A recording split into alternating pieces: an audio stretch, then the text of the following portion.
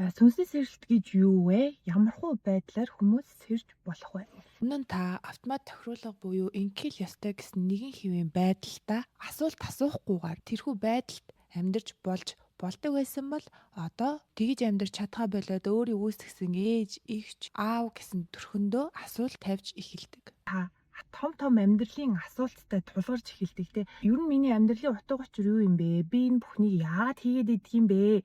За эсвэл бүр хүн төрлөختөө яах гэж энэ дэлхий дээр үүсэж би болсон юм бэ ч гэдэг юм уу. Тэрхүү асуултууд хаанаас ирээд байгаа юм бэ гэхээр таны сүнснээс ирээд байгаа. Ажиглаж анзаарч мэдснээр хид хідэн байдлаар хүмүүс сэрж байна.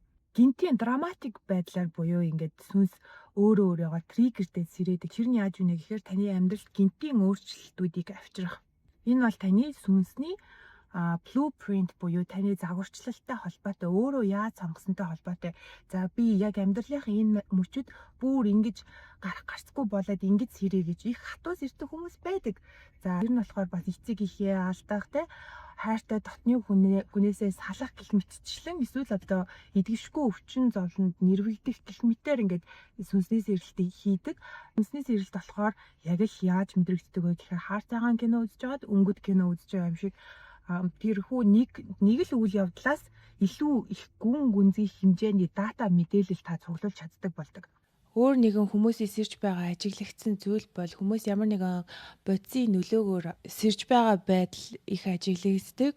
Манай подкастн дээр олон дурддагддаг raw material буюу нэгийн хувилдал дээр энэ тухай маш сайн дурдж өгсөн байдаг. За жишээ нь энэ дээр харагдаж байгаа бодисууд нь ухамсарыг түр хугацаанд тэлдэг, энергийн төвүүд болох чакрануудыг нээж болзошгүй гэж тайлбарсан байдаг. Гэхдээ энэ нь байгалийн аажмаар хөгжих сүнслэг өсөлтөөс маш өөр гэж онцлсан байдаг. Юугаараа өөр вэ гэхээр хүний энергийн төвүүд болон энергийн сувгуудыг тэнцвэргүй байдлаар нээдэг. Бас энэхүү сэргэлт нь түр хугацааны байдгаа гэж онцлсан байдаг.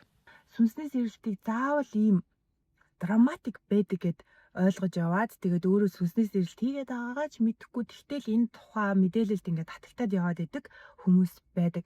Тэр сүнсний blueprint гэдэг зүйлд бүх зүйл оршиж ин л да. Тэр blueprint-ийг бол одоо хин нэгэн хараад ингэчлээ тэгчлээ гэж хэлхийн тэмдэг байхгүй.